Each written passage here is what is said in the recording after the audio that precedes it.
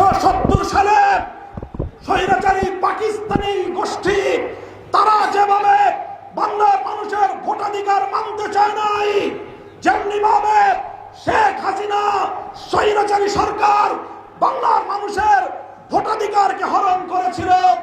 বাংলাদেশের মানুষের ভোটাধিকার নিয়ে ছিনিমিনি খেলে এদেশের মানুষের কাছ থেকে তাদের অধিকার কেড়ে নিয়েছিল।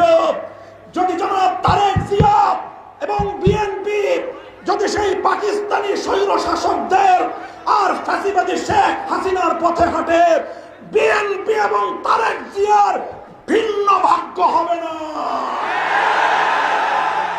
শেষ কথা বলতে চাই, ফ্যামিলি কার্ড দিচ্ছেন ভালো কথা, কৃষক কার্ড দিচ্ছেন ভালো কথা, মনে রাখবেন শুধুমাত্র টাকার বিনিময়ে জনগণের সম্মান এবং মর্যাদা আপনারা কিনতে পারবেন না। শেখ হাসিনা মনে করেছিল পদ্মা সেতু আর মেট্রো রেল দিলেই বাংলাদেশের মানুষ তাদের সম্মান এবং মর্যাদা শেখ হাসিনার কাছে বিকিয়ে দেবে।